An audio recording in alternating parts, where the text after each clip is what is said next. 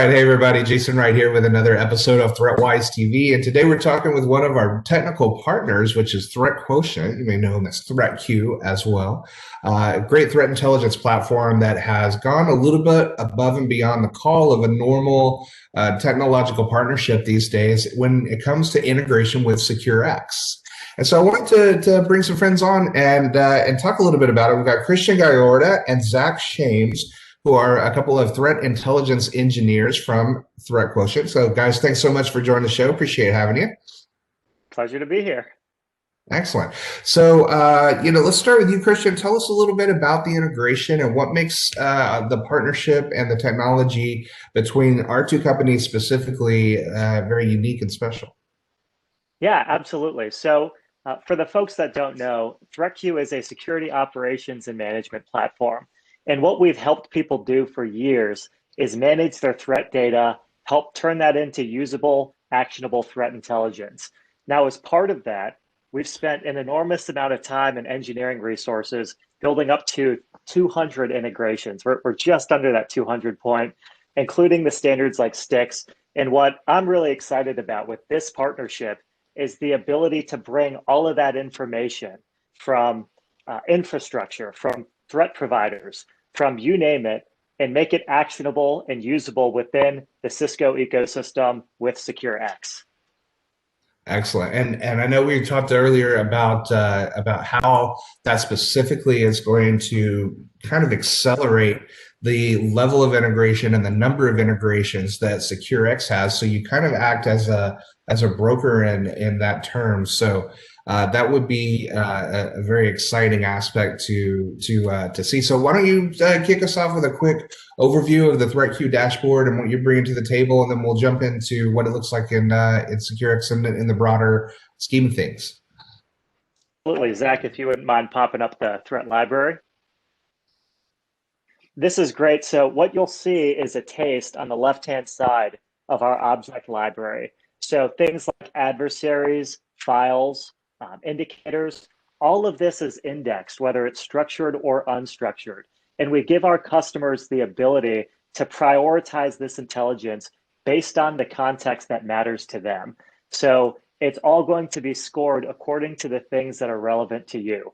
And from there, you'll be able to focus on the things that matter to your organization within SecureX.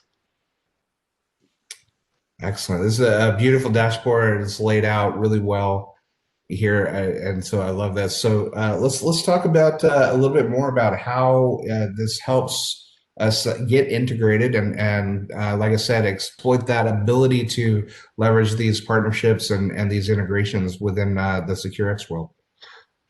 So, as Christian mentioned, the ThreatQ threat library is essentially a consolidation of all the threat intelligence sources, and that might be from your STIX feeds, your commercial feeds, maybe your SIM tool, really any other security tool in your system. And so now what we want to do is package up these malicious IOCs and export them out to SecureX so that we can actually use it and take action on it. And that's exactly what we've done through our integration here. So these IOCs that you see here in this list are now exported out to SecureX via Cisco Threat Response's private intelligence module. So if I head over to Threat Response, you can actually see what I mean. So if we head into the Intelligence tab, to the Judgments, and then narrow it down by the private intelligence here, we can take a look at how the ThreatQ intelligence looks in SecureX. So as you can see here, it just looks like a list of IOCs. We can see the disposition, we can see the source, and if we need to, we could pivot back to ThreatQ, as well as severity and confidence. That's all coming from the normalized data and the scoring policy from within ThreatQ. And what's really cool about that is, not only are you getting the power of the 150 plus integrations coming from ThreatQ, but now you're actually able to leverage the threat intelligence that ThreatQ provides the threat response to actually fuel other integrations that are already integrated with SecureX. And I'll show you what that means here. So when we export out the private judgments, we actually bundle them into an indicator list. And from here, we can actually take this indicator list and turn it into a feed. And so now this feed is going to be provided to whatever tool is already integrated with threat response, and they're able to get ThreatQ's data that easily, that quickly, just by creating this new feed URL here.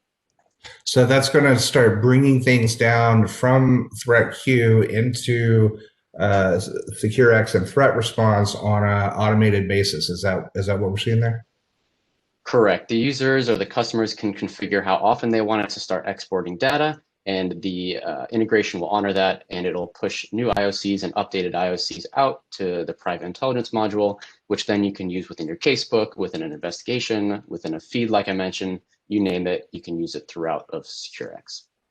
I would think we'd even be able to grab some of those with the orchestration automation and start to say, hey, did anything that came in from ThreatQ appear in our network, and if so, where and what? And if you wanted to even take some action on isolating hosts, if you've seen them communicating with known malicious files or IP addresses, for sure.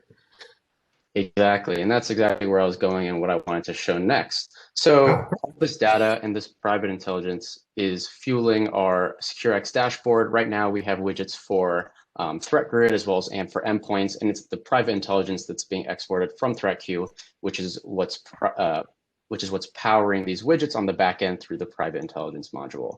And like you said, if you wanted to actually automate this process and use SecureX and ThreatQ in an automated way, you can do that through Action Orchestrator. And what we've done here, which I'm really excited to show, is we've put together a whole bunch of workflows and atomic actions to allow you to interact with ThreatQ, whether it be asking ThreatQ what it knows about a given threat, or maybe just adding additional data to ThreatQ so that both Cisco products and ThreatQ product knows about a given threat, and it can share that information with the other security tools in your ecosystem. So what we've created here, like I mentioned, is a way to be able to look up relationships, look up attributes, look up other threat metadata such as score, and then we can make decisions based on that. So if I head into our actual orchestrator here and the workflow, we can see how that workflow is executed and what action it's going to take. So let's say that you get an IR ticket coming in from your ticket platform or your incident response platform. It has a few IOCs or observables associated with it. What do we do now? So the first thing we want to do is we want to create a corresponding citing event within ThreatQ so that ThreatQ knows about it, and then it can use that data to send to other security tools. And then the next thing we want to do is actually look up the IOC to figure out if it's malicious. A lot of what this workflow does is build a threat context list of attributes and other metadata surrounding the IOC to then add it back to the actual IR ticket so that the IR team working in your IR platform can actually see that threat intelligence, and if they need to, use that for either working on the ticket or closing it out. But where this really becomes powerful is when we actually want to take action on it automatically. So what we're going to do next is check if the IOCs are malicious. If they are, we're going to want to create a corresponding CTR incident with it so that we can have our analysts look at it within CTR. And then we want to check the IOC type to make sure that we want to block it a certain way. So if it's a networking IOC, we want to send it out to the firewall to be blocked before it even gets into our network. Or if it's a hash, we want to make sure that the host that that hash was found on is isolated and it can't harm any other things in our ecosystem. And lastly, if things are found to be non-malicious, we just want to close out the ticket. What we want to avoid is our IR team wasting rounds working on tickets where IOCs associated with it are whitelisted or non-malicious in general. And overall, this is going to save your team time and money in the long run. Well, absolutely. And for those who are a little bit newer to the orchestration that resides within SecureX, this is a beautiful way to create playbooks or workflows without having to have a whole lot of coding experience or requirements. Just a couple of APIs is usually all that's needed to tie these things together. And that level of integration here already exists between our two companies. So you've got this ability to bring this stuff straight in, start looking around within your network and see if the IOCs and other warning signs exist. And if they do, you got a couple of actions here to go to the firewall or use your endpoint to remediate a host. And then even the ticketing for keeping track of any changes and events that have occurred is real simple to go to either like a WebEx Teams and let you know, hey, here's what happened, or to like a third-party ServiceNow type of ticketing system, or Splunk or something like that, or some other integrations that we've demonstrated. So, man, this looks absolutely beautiful. I really love seeing other partners get involved with the SecureX ecosystem, and not only making our two companies and customers of our two organizations have these kinds of synergies and working together, but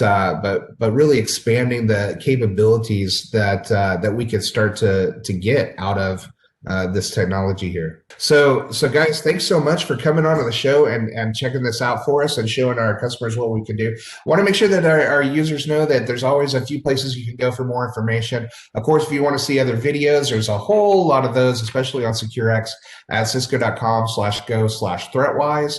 And if you want to learn more about SecureX, obviously, a lot of resources out there at cisco.com/go/SecureX.